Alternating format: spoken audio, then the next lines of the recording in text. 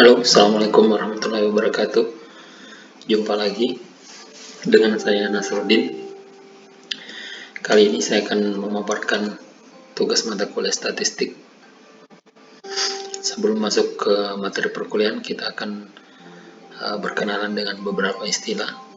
Ada istilah observasi, data, populasi, sensus, sampel, dan lain-lain. Pertama, observasi. Observasi adalah metode atau cara-cara yang digunakan untuk menganalisis secara sistematis. 2. Data. Data adalah hasil observasi atau pengamatan yang telah dikumpulkan. Data dapat berupa hasil pengukuran, misalnya tinggi dan berat, hasil pengelompokan, misalnya jenis kelamin, hasil jawaban responden terhadap kuesioner, misalnya tingkat kepuasan. 3. Populasi. Populasi adalah koleksi lengkap semua elemen yang akan diselidiki. Suatu koleksi dapat dikatakan lengkap jika ia memuat semua subjek yang akan diselidiki. Keempat, sensus. Sensus adalah koleksi data dari semua anggota dalam populasi. Dan yang kelima adalah sampel. Sampel adalah sebagian koleksi anggota yang dipilih dari populasi. Statistik dari segi bahasa berarti kumpulan data. Statistika adalah ilmu yang mempelajari data tersebut. Statistika dibagi dalam dua jenis, yakni statistika deskriptif dan statistika inferensi. Statistika deskriptif adalah statistika yang berkaitan dengan analisis dan deskripsi suatu grup sebagai populasinya, tanpa melakukan penarikan kesimpulan apapun untuk komunitas yang lebih luas dari grup tersebut. Sedangkan statistika inferensi adalah statistika yang mencoba untuk membuat suatu deduksi atau kesimpulan pada populasi dengan menggunakan sampel dari populasi tersebut. Statistik dan parameter. Parameter adalah suatu ukuran numerik yang menggambarkan karakter suatu populasi, sedangkan statistik adalah ukuran numerik yang menggambarkan karakter suatu sampel.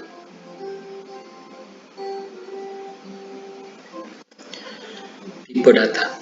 Untuk membedakan antara data sampel dan data populasi, biasanya digunakan istilah statistik dan parameter. Secara formal, data dapat dikelompokkan sebagai berikut, yakni data kuantitatif dan data kualitatif. Data kuantitatif adalah data yang menggambarkan hasil perhitungan atau hasil pengukuran, contohnya tinggi badan, hasil temperatur dalam derajat Celcius, dan besaran penghasilan. Data kuantitatif sendiri dibedakan atas data, yakni data diskrit dan data kontinu. Data kualitatif, biasa juga disebut dengan data kategori, adalah data yang dipisahkan dalam beberapa kategori atau kelompok yang dibedakan oleh karakter, bukan numerik. Contohnya jenis kelamin, profesi, temperatur dalam rasa, misal panas, dingin, hangat. Data diskrit adalah data yang banyak kemungkinannya berhingga atau terbilang atau terukur, misalnya jam kerja sehari. Sedangkan data kontinu adalah data yang banyak kemungkinannya tidak terbilang, misalnya suhu di berbagai tempat akan berbeda-beda. Selanjutnya kita akan masuk kepada level-level pengukuran. Cara umum yang digunakan untuk mengklasifikasi data adalah ditentukan oleh 4 macam level pengukuran, yakni level nominal, level ordinal, level interval, dan level rasio. Dalam statistika terapan, level pengukuran data merupakan faktor penting dalam menentukan prosedur dan metode statistika yang digunakan. Pertama, level nominal. Level nominal dicirikan oleh data yang terdiri atas nama-nama, label, maupun kategori. Data seperti ini tidak dapat diurutkan seperti dari atas ke bawah atau sebaliknya. Berikut adalah contoh-contoh yang mengilustrasikan pengukuran level nominal. Misal, ya, tidak tahu. Nah, data-data ini digunakan pada lembar kuesioner. Begitu juga misalnya dengan data warna motor mahasiswa. Ada yang warna hitam, ada yang warna merah, ada yang warna putih, biru. Nah, data-data ini dapat dikelompokkan, tapi tidak dapat diurutkan. Yang kedua ada level ordinal. Level ordinal, datanya diperoleh, ini dapat disusun dalam urutan tertentu, tapi selisih antara nilai yang satu dengan nilai yang lainnya tidak dapat ditentukan atau bahkan tidak bermakna sama sekali. Contohnya, nilai akhir pada KS mahasiswa yang diberikan oleh dosen adalah E, D, C, B minus, B, A minus, A. Nah, nilai-nilai ini dapat diurutkan. Misalnya nilai A lebih baik dari nilai B, tetapi seberapa besar selisih antara A dan B itu tidak dapat ditentukan. Bahkan selisih A dan B itu tidak terdefinisikan. Yang ketiga, level interval. Seperti level ordinal, dengan sifat tambahannya adalah selisih antara dua data mempunyai makna, tetapi level ini tidak mempunyai titik nol alami sebagai titik awal.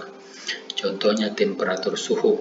Suhu badan 36 derajat Celcius dan 30 derajat Celcius merupakan contoh data dalam level interval.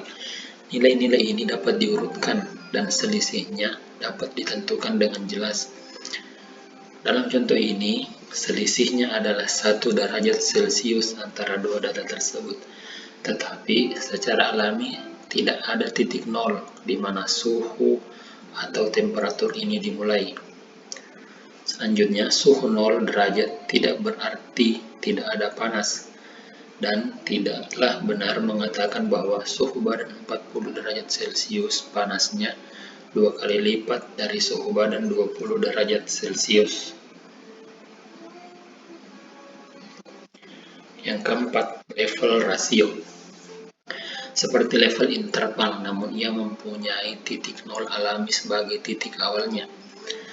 Data dari level rasio dapat dibandingkan selisihnya dan dapat dirasiokan.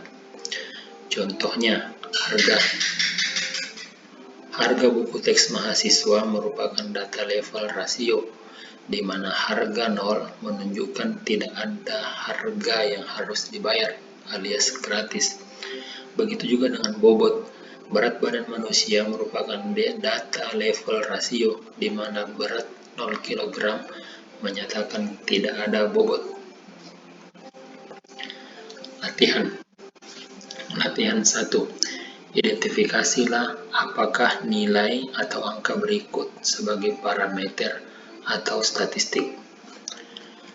A. Dewan Perwakilan Rakyat saat ini terdiri dari 150 perempuan dan 350 pria.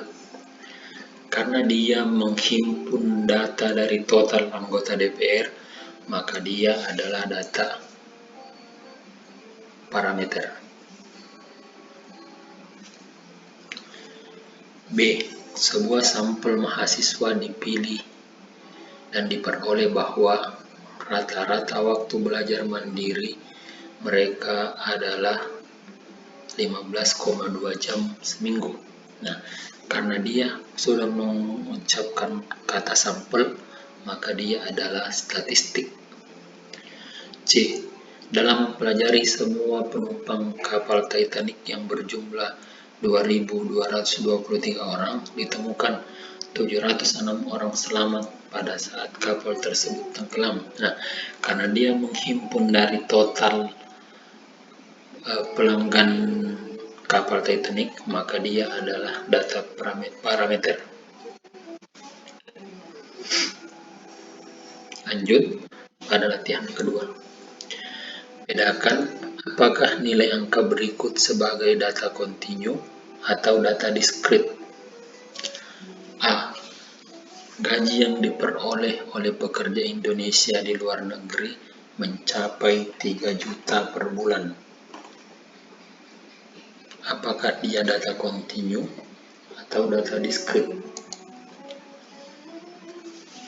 Dia adalah data diskrit. B. Dalam 1.560 orang pria yang disurvei, ditemukan 38% dari mereka adalah perokok aktif. Karena dia tidak terdefinisikan, maka dia adalah data kontinu atau tidak terhingga. C. Suatu sampel terdiri dari sejumlah mobil, ditemukan bahwa rata-rata beratnya adalah 1.500 kg. Ini juga adalah data kontinu.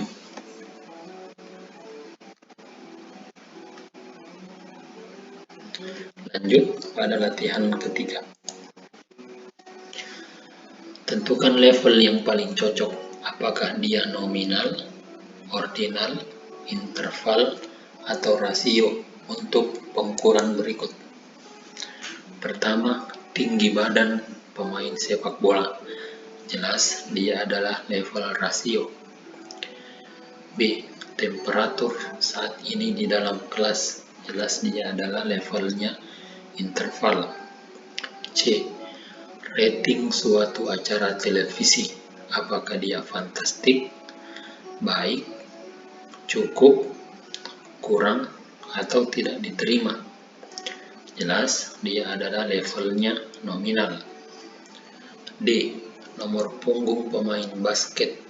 Jelas levelnya ordinal. E. Nomor telepon pada buku telepon. Jelas levelnya ordinal. F. Majalah konsumen yang memberikan rating. Dia levelnya nominal.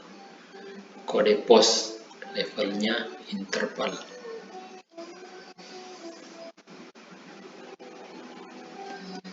Lanjut latihan keempat.